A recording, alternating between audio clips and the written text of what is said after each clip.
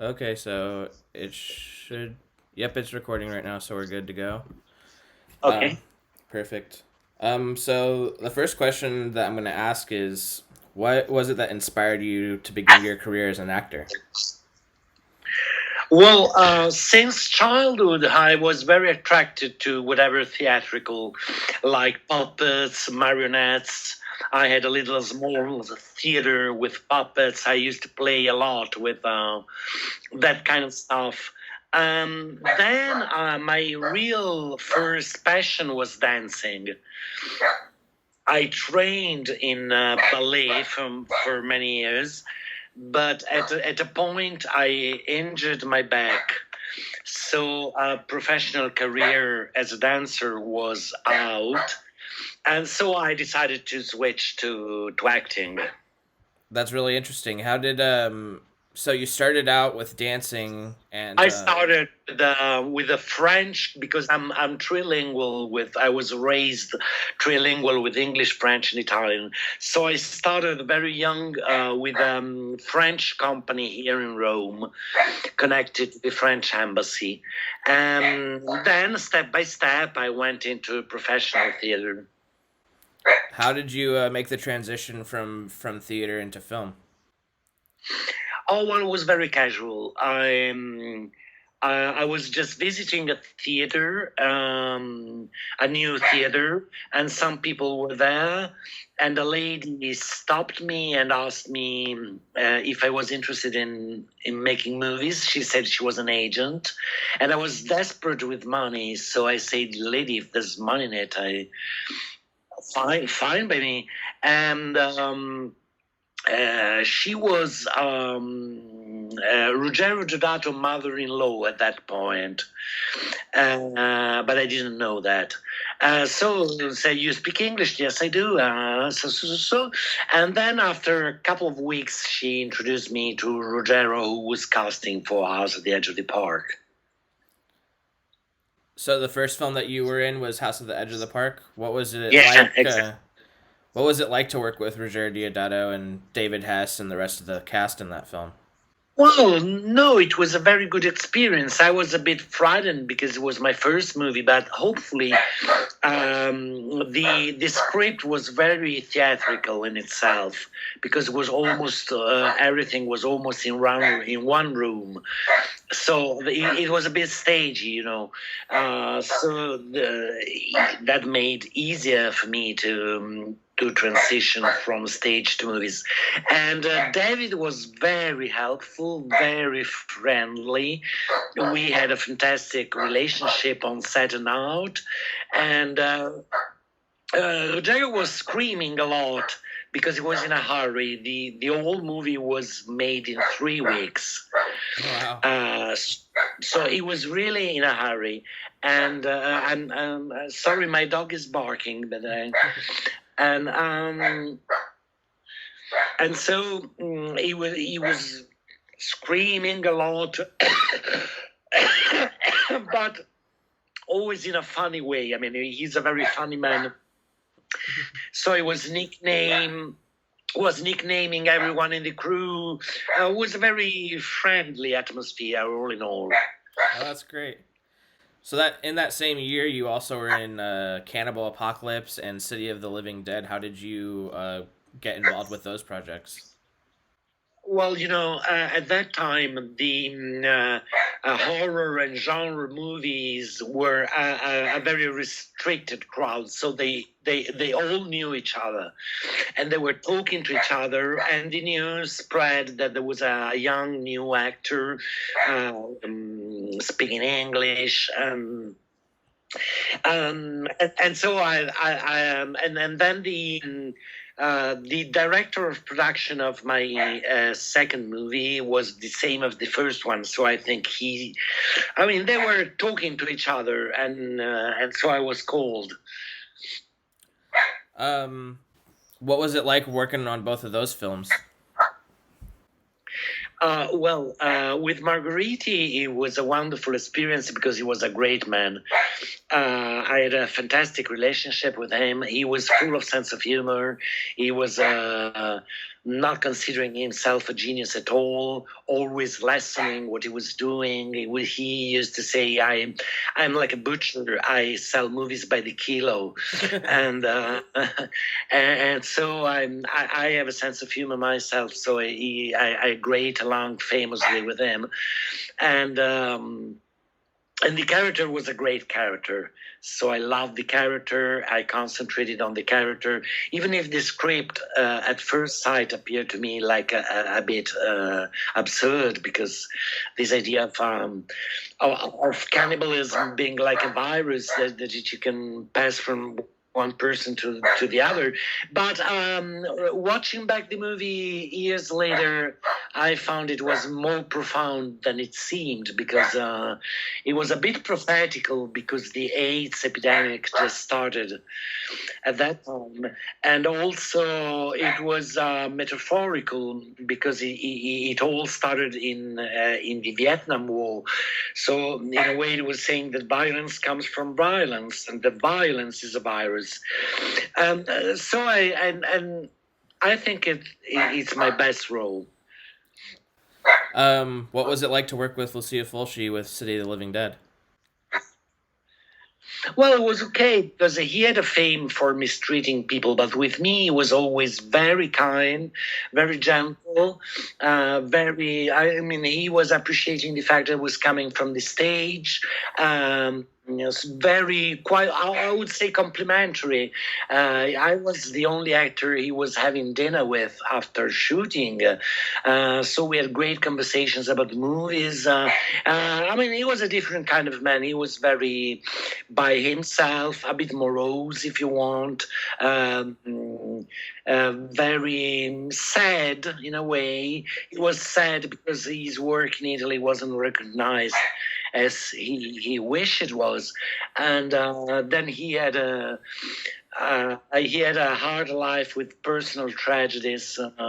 His wife committing suicide after a wrong diagnosis of cancer, and so I mean he was. It was a different type of man, but I got along with him very well. That's good. So then the following year in 1981, you took the role of Mike Logan in Cannibal Ferox. How did you get involved with that project? Ah, God, Lenzi called me to not to play Mike, but to play his friend, the one who's wounded. And I read the script and I thought it was horrendous. I was really disgusted, but I was in bad need of money, so I say to my agent, look, you tell him that it's either the leading role or nothing, because I was sick and tired of playing the weak character depending on the leading man. And so tell him it's the leading role or nothing, and I want thrice the price he offered me.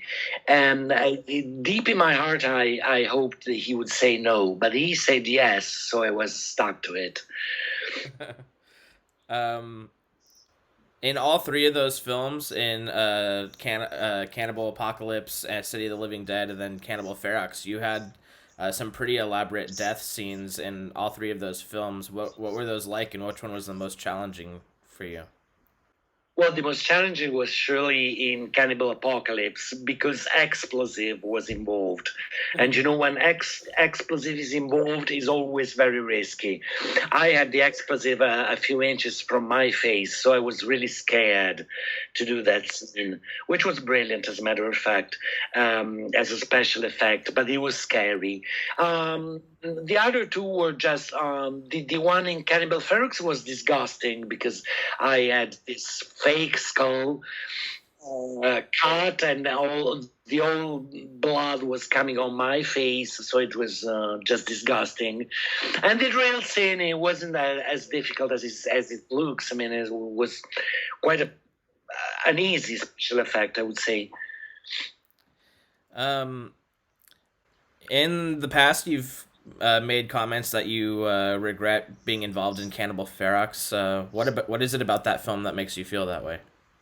Well, he was a horrid movie. I mean, he was fascist, depicting the natives as cannibals. It was pointlessly violent, violent towards animals, which was something I love animals. So I was really shocked when I realized that things were done for real. And he was titillating every worst thing sitting man, like even pedophilia. I mean, there was that horrid scene where Zorak Rova and myself are playing with the young natives, but it was a disgusting movie. With the animal killing scenes with your character, how did you manage to do those scenes without actually having to be involved in that? Well, and one morning, Lenzi told me, tomorrow you're going to kill the pig. And I said, what are you saying? I said, did you read the script? Yes, I said, I did, but I thought it was a special effect. No, no, you're killing for real. I say, look, Umberto, I'm not killing anything. And consider yourself lucky that I don't... I mean, I don't charge you at animal protection.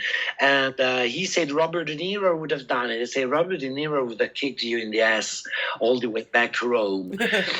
And so finally, the special effect guy did the actual killing. But then I avenged the pig because they had to shoot, of course, close ups of my face during killing. So I had this huge machete knife in my hand, and I was plunging it into a bowl, which was a plastic bowl, and the stupid special effect man was holding the bowl with both his hands cupped underneath. So I dipped the knife cut the bowl and cut his hand. It was taken he was taken to hospital. I mean, it was big stuff. So I avenged the pig finally. Some good karma. Yeah.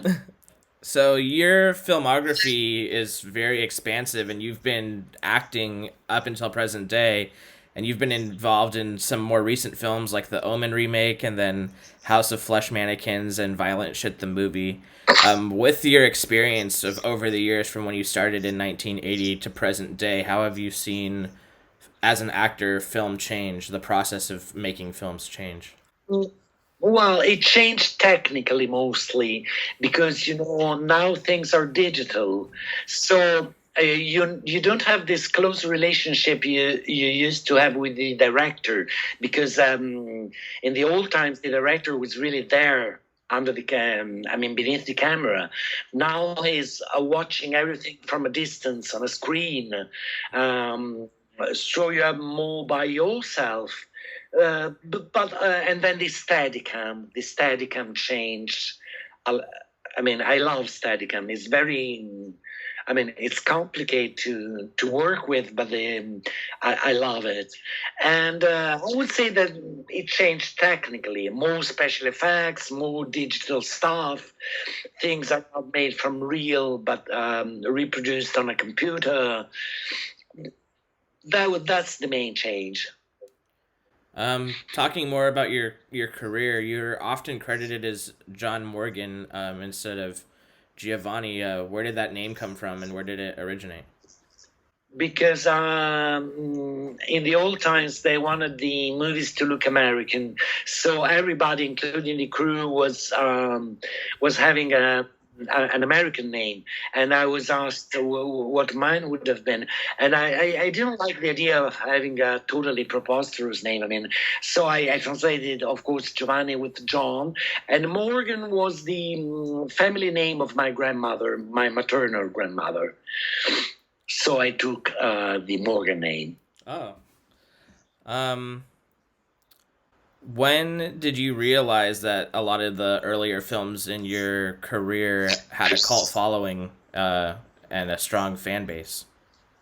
Well, pretty late because I I'm not technological, so I was the last one to have a cell phone, the last one to go on the internet. So I would say at the beginning of the 2000s, in 2001, I finally got on the internet, and I was shocked because there were pages and pages and pages about my movies, about myself. And as soon as I was reachable by the internet, I was asked for interviews and this and that, and then the convention started. So I realized that what I thought was a very small crew was instead a big thing. Was it surprising to see the number of people that were fans of your Yes, work? yeah, it was absolutely surprising. Took me time to get adjusted to that. So along with your career in horror films, you've also continued your passion for the stage. What is it about Yeah. being on stage that's different than being on film that is so passionate to you and motivates you to continue on that work? Well, I love both movies and stage. The real difference is the kind of concentration you need. Because when you're on stage, you just concentrate, you get into it 2 hours, you stay in character for 2 hours or whatever, and then it's done. Whilst on movies, you have to work for 11, 12 hours a day. So you can't be in character for so long because it's exhausting. And so you have to learn to get in and out of your character. And it's a different kind of concentration. And of course, the camera reads more inside you. It's more intense. It's more private, I would say. Um, Whilst on stage, it's the whole of you. So you have to take care a lot about your body. Even in movies, I take a lot of care about how the character moves, how the character walks, and so on. But it's a different perspective. But the acting job is all the same. And so with you still being involved in film, what are some current projects that you're working on, and what can we expect from you from the Well, no, future? no. There's no new project as now, but my last three movies are coming out on the DVD market. One is Beyond Fury by Darren Ward, English director, and the other one is Baphomet from Matt and Harris, American director, and the third one is Italian. Every Blood is End by Claudio Lattanzi, and they're coming out. They will be out in a few weeks, so I'm waiting for that. But no new project at the time. Okay, well, that's exciting. Well, I'll when those come out, I'll definitely make sure to let people know because it's always nice to see you on the Okay, screen. I appreciate you taking the time to talk with me today, and I hope you have a my good rest of your pleasure. day. So, thanks, Giovanni. Okay, bye bye. Bye. Bye.